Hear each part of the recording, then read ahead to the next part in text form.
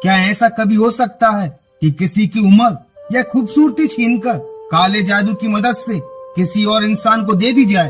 तो शायद ये सुनने में आपको हास्यास्पद लगेगा, पर यह बात बिल्कुल सत्य है।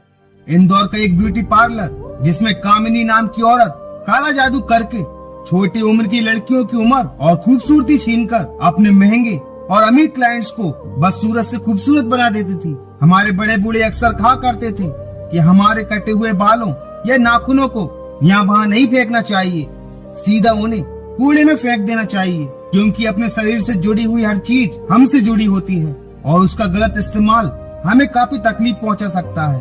तो आइए देखिए इस काले जादू की खौफनाक हकीकत की पूरी सच्चाई।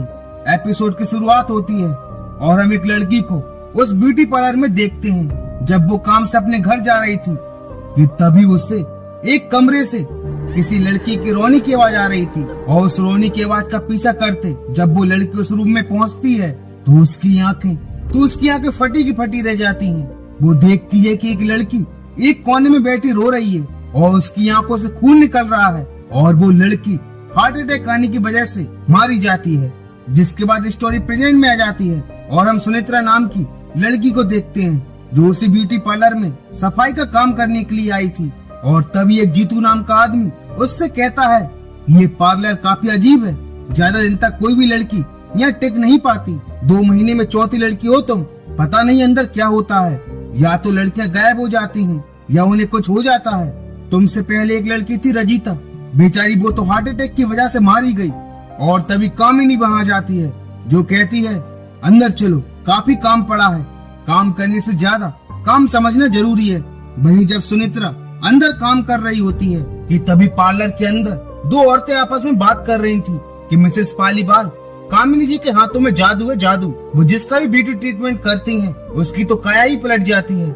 बड़ी बड़ी हीरोइंस की ब्यूटिशियन रह चुकी हैं, वो बुढ़ापे को भी जवानी में बदल सकती हैं, पर कैसे वो तो वही जानती हैं। जब कामिनी कहती है कि हाँ बिल्कुल, आप मेरे स्पेशल ब्यूटी ट्रीटमेंट से यंग और खूबसूरत लगने लगेंगी। ये देखिए, इस एंटी रिंकल क्रीम से आपकी झुर्रियां कल सुबह तक गायब हो जाएंगी, फिर आप अपना ब्यूटी ट्रीटमेंट करवा सकती हैं। और इनकी ये बातें सुनेत्रा भी सुन रही थी, पर उसे ये सब नॉर्मल लगता है क्योंकि ब्यूटी पार्लर में तो सभी सुंदर बनने के लिए ही तो आते हैं।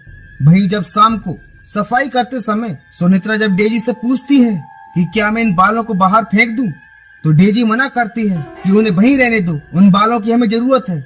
जो सुनेत्रा कहती है कि मैम, इन बालों का यहाँ क्या काम, इनका क्या यूज होगा, पर वो कहती है कि तुम्हें यहाँ साफ सफाई के लिए रखा है, सवाल जवाब के लिए नहीं।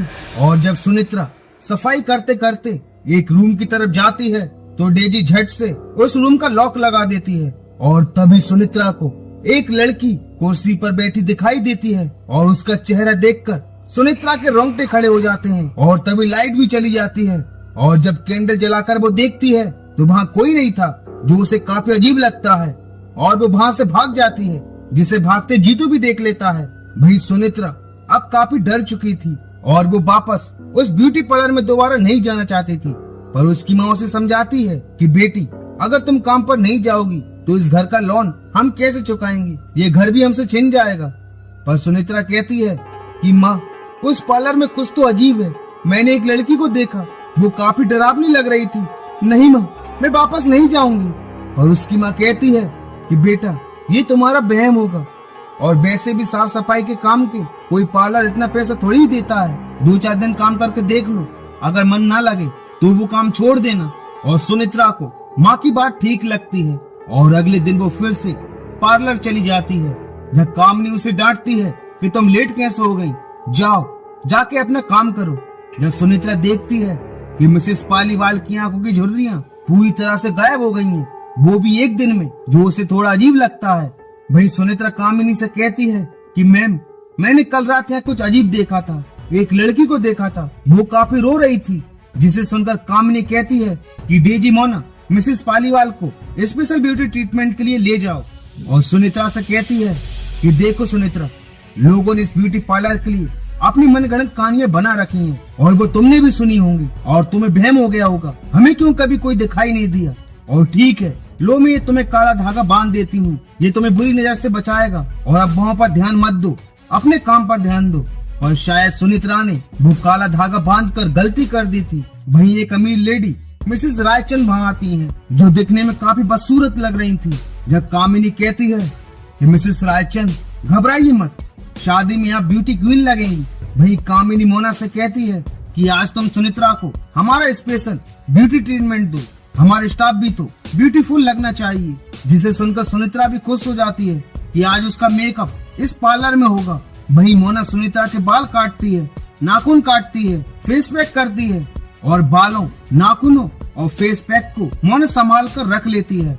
और अब सुनित्रा के साथ काफी बुरा होने वाला था, जिसके बारे में वो सोच भी नहीं सकती थी। और उसी रात सुनित्रा जब सो रही थी तो उसे ऐसा एहसास होता है कि कोई उसके आसपास है। और जब वो उठती है तो एक लड़की उसके कमरे में आईने के पास बैठकर अपने बाल संभाल रही थी। और जब वो पूछती है कि कौन है वहाँ, तो उसकी आंखें फटी की फटी रह जाती हैं। वो देखती है कि वो लड़की कोई और नहीं बल्कि वो खुद है। उसके सर के बाल काफी कम है और एक झटके के साथ उसका सपना टूट जाता है। पर वो सपना सच हो गया था। सुनित्रा के बाल काफी ज्यादा झड़ने लगे थे और वो भागकर अपनी माँ को बताती है कि माँ, मैंने अंदर एक लड़की को देखा, वो बिल्कुल मेरी तरह लग रही थी। पर उसकी माँ इसे उसका वहम मानती है और कहती है कि ये तुम्हारा सपना है। पर उसके टूटते हुए बालों को देखकर उसकी माँ भी चौंक जाती है कि अचानक से सुनित्रा के साथ ये क्या हो गया। और वो कहती है कि कामिनी जी अच्छी हेयर एक्सपर्ट है, तुम उन्हें जाकर बताना, वो इसका ट्रीटमेंट जरूर कर देंगी। और अगली सुबह जब कामिनी सुनित्रा के बाल देखती है तो कहती है कि तुम्हारे बालों में इन्फेक्शन हो गया है, सस्ते तेल का रिएक्शन हो गया है और डेंड्रफ भी काफी ज्यादा है। मैं तुम्हें एक तेल दूंगी, तुम्हारे बाल जल्दी ठीक हो जाएंगे। वही सुनित्रा देखती है कि बाजू में एक लड़की का ट्रीटमेंट चल रहा था, जिसके चेहरे पर काफी सारे पिंपल्स थे और मोना उसके चेहरे के फेस पैक को संभाल कर रख रही थी। पर सुनित्रा इसे इग्नोर करती है। जहाँ कामिनी कहती है कि सुनित्रा, आज तुम मेरे साथ एक मेहंदी की रस्म में चल रही हो, तुम्हारा मन भी हल्का हो जाएगा। वही जब सुनित्रा कामिनी के साथ उस मेहंदी फंक्शन में जाती है तो सब कुछ नॉर्मल था। वही कामिनी जब उस दुल्हन को मेहंदी लगाती है तो दुल्हन कामिनी की काफी तारीफ करती है। और तभी वहाँ मिसेस रायचंद आती हैं, जो उस दुल्हन की बुआ थी, जिसे देखकर सुनित्रा काफी चौंक जाती है कि जब ये पार्लर आई थी तो काफी बूढ़ी और बदसूरत लग रही थी और आज ये इतनी सुंदर और यंग कैसे हो गई। और जब दुल्हन अपनी मेहंदी धोने जाती है तो उसकी चीख निकल जाती है। उसके चेहरे पर अचानक से काफी पिंपल्स आ गए थे, पर कुछ देर पहले तो उसका चेहरा बिल्कुल साफ था, जिसे देखकर सुनित्रा का शक अब पूरी तरह से यकीन में बदल जाता है कि कामिनी जी पार्लर की आड़ में कुछ गलत कर रही हैं। और वो कामिनी और मिसेस रायचंद को इशारे करते हुए भी देख लेती है। और जब वो घर जाती है तो उसे वो सारी बातें याद आती हैं जो अभी तक उसके साथ घटी थी। और वो अपनी कलाई से उस काले धागे को निकाल देती है।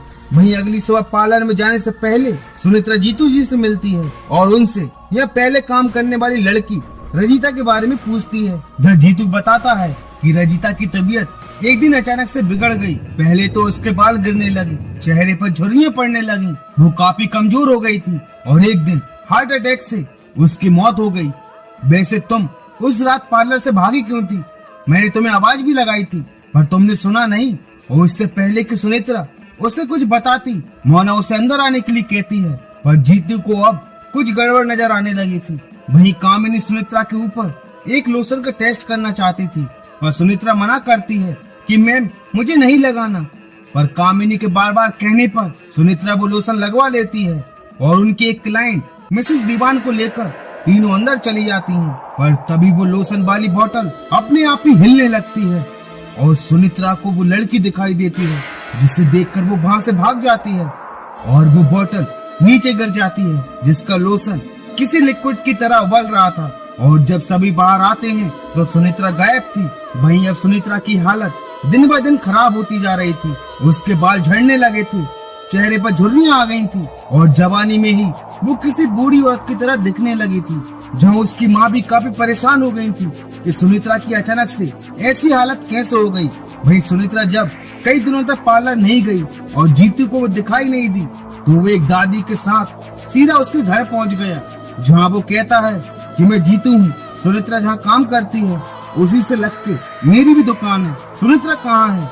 जहाँ उसकी माँ कहती है कि कुछ दिन से उसकी तबीयत काफी खराब हो चुकी है, पता नहीं उसे क्या हो गया। जहाँ वो दादी कहती हैं कि तुम्हारी बेटी काला जादू की शिकार हुई है, आपकी बेटी की जान खतरे में है।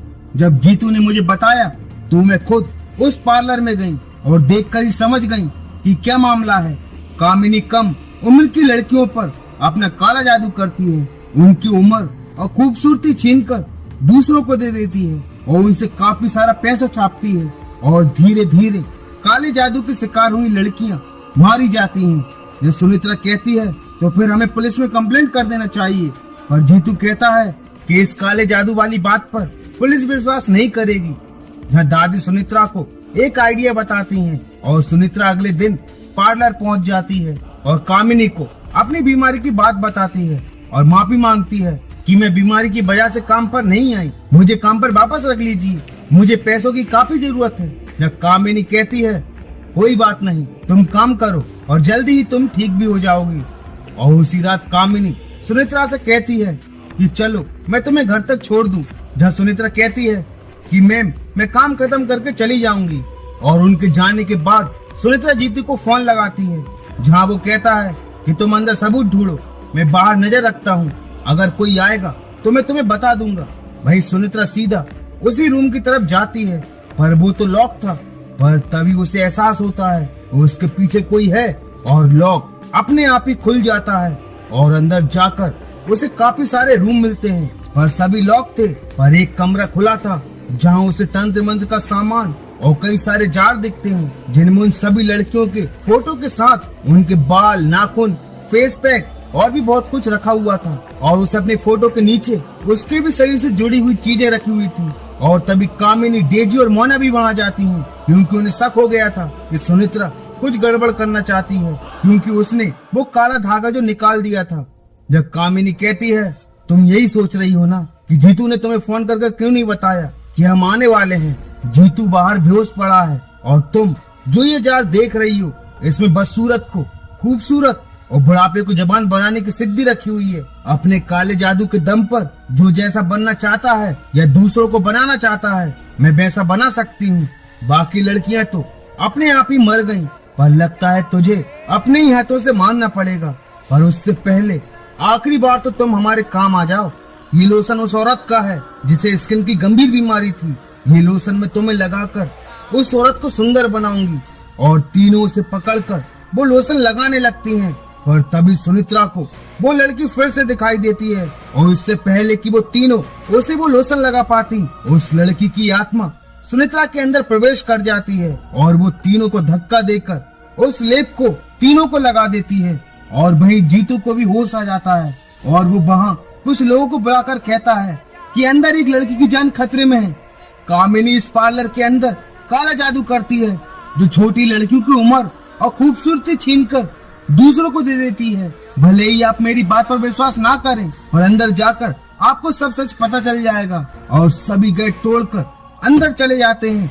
जब कामिनी की असलियत सभी को पता पड़ जाती है और सुनित्रा भी अपने होश में आ जाती है, जिसके बाद उन तीनों को पकड़कर पुलिस के हवाले कर दिया जाता है और उस पार्लर में आग लगा दी जाती है।